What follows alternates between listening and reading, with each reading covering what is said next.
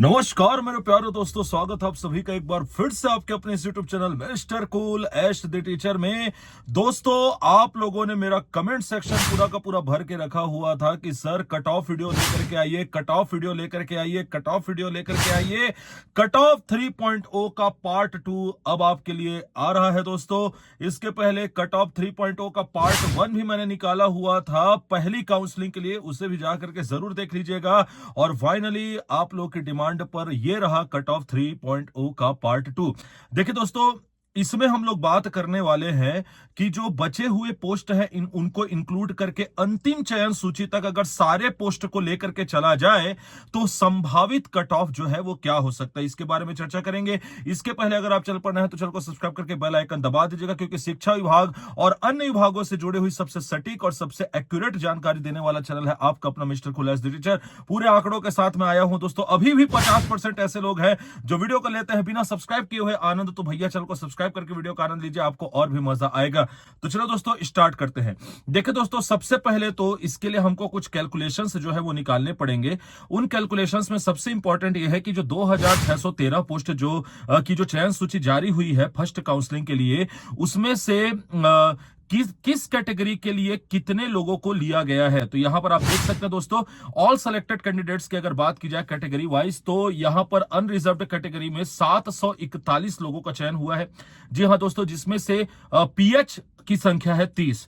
उसके बाद OBC category की अगर हम लोग बात करें तो इनका चयन हुआ है 468 कैंडिडेट्स का इस कैटेगरी में चयन हुआ है, जिसमें पीएच है आपके 14। वहीं अगर एससी कैटेगरी की बात करें तो 126 लोगों का सिलेक्शन हुआ है, जिसमें पीएच है आपके 8। और वहीं अगर एसटी कैटेगरी की बात करें तो 1224 लोगों का सिलेक्शन हुआ है, जिसमें पीएच है आपके 2। अब अगर हम लोग केवल और केवल कैंडिडेट्स का कैलकुलेशन करें तो 2559 आता है, और अगर हम लोग पीएच कैंडिडेट्स का कैलकुलेट करें तो टोटल होता है 54। इस प्रकार 2559 प्लस 54 अर्थात 2613 लोगों का टोटल चयन हुआ दोस्तों। अब जाहिर सी बात है, इनमें 242 लोग वे लोग भी हैं जिनके पास बीएड और डीएड दोनों की डिग्री है। इनके बारे में ऑलरेडी मैंने आप लोगों को वीडियो में बताया हुआ था, तो उसे जाकर के जरूर देख लीजिएगा कि कैसे इनकी संख्या 242 है जिनके पास बीएड और डीएड दोनों की डिग्री है। चलिए, ये तो हुआ पहला तथ्य जो हमारे कट ऑफ का क्या बनेगा, आधार बनेगा। अब अगर हम दूसरे तथ्य की बात करें दोस्तों कि बीएड और डीएड डिग्री वाले 242 है। अब देखिए, इसमें से सारे के सारे अपात्र हो जाए ऐसा तो आवश्यक है नहीं, क्योंकि जाहिर सी बात है कि हो सकता है बिल्कुल इनमें से कुछ लोग डीवीसी में अपात्र हो जाए, हो सकता है 2613 में बाकी लोग भी जो है उनमें से कुछ लोग डीवीसी में अपात्र हो जाए। तो अगर हम ऐसा मान करके भी चले तो इनकी संख्या वैसे भी ज्यादा नहीं होने वाली दोस्तों, क्योंकि अगर इनका सिलेक्शन हुआ है एसडीएड कैंडिडेट्स, मतलब इनमें से अधिकतर लोगों के पास डॉक्यूमेंट्स होंगे। 242 लोगों के ऊपर कोर्ट का निर्णय तो अंतिम होगा, ये मैंने आपको पहले ही बोला था दोस्तों। तो अगर हम लोग इन अपात्रों की भी संख्या मान के चले तो मुझे नहीं लगता कि ज्यादा से ज्यादा 200 से 250 लोगों से ज्यादा पात्र होंगे दोस्तों। उससे ज्यादा की सीमा जो है वो नहीं बढ़ने वाली है। तो अब क्वेश्चन ये आ जाता है कि फाइनली कट ऑफ क्या होगा। अब देखिए, इस वीडियो में मैं जो कट ऑफ आप लोग को बताने वाला हूं वो बताने वाला हूं जनरल, ओबीसी और एससी पे मेरा मेन फोकस रहेगा। एसटी कैटेगरी का भी बताएंगे, लेकिन जाहिर सी बात है कि एसटी कैटेगरी में चूंकि पदों की संख्या ज्यादा है, इसलिए उसमें जाहिर सी बात है कट ऑफ बहुत कम जाएगा। तो चलिए दोस्तों शुरू करते हैं। सबसे पहले अगर हम लोग बात करें जनरल कैटेगरी की या अनरिजर्व्ड कैटेगरी की, तो मैं आपको बता दूं दोस्तों, मेरे अनुसार जो संभावित अंतिम कट ऑफ होगा पूरे पोस्ट को इंक्लूड करने के बाद, वो 8600 से लेकर के 9000 के बीच रहेगा। जी हां दोस्तों, 8600 से लेकर के 9000 के बीच जनरल कैंडिडेट्स का अंतिम सूची तक सिलेक्शन हो सकता है। इससे ऊपर रैंक वालों के लिए संभावना मेरी जहां तक कैलकुलेशन बैठ रही है, मुझे संभावना कम नजर आती है।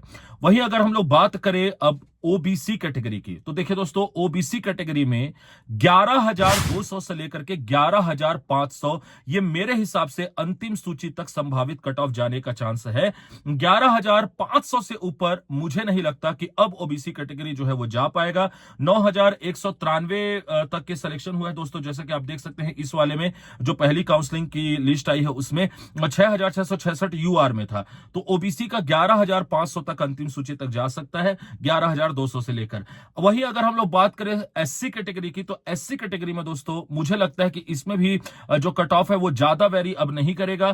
13,600 से लेकर के 14,000 रैंक के बीच यदि आपका रैंक है तो संभव है कि आपका सिलेक्शन हो सकता है। जी हां दोस्तों, फिर से सुन लीजिए, 10,990 फर्स्ट काउंसलिंग के में रैंक गया है एससी का, जो अंतिम कट ऑफ रैंक है। तो वहां पर अगर हम इस बार बात करें, जो अंतिम सूची तक अगर मैं लेकर के चलूं, तो 13,600 से लेकर के 14,000 रैंक तक मुझे लगता है कि एससी कैटेगरी में अगर आपका रैंक आ रहा है तो आपके सिलेक्शन के चांसेस बनते हैं।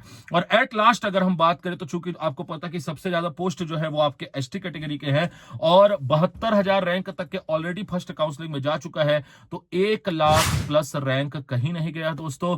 तो एसटी कैटेगरी में अगर आप इस दायरे में आते तो आराम से आपका सिलेक्शन होगा। इसीलिए मैंने बोला कि मेरा जो मेन फोकस इस वाले वीडियो में रहने वाला था वो जनरल कैटेगरी, ओबीसी कैटेगरी और आपका एससी कैटेगरी के लिए रहने वाला था। तो एक बार फिर से रिवाइज कर लेते हैं। यूआर कैंडिडेट्स अनरिजर्व्ड में 8,600 से लेकर के 9,000 रैंक तक के। वही अगर हम बात करें ओबीसी में तो 11,200 से लेकर के 11,500 तक के।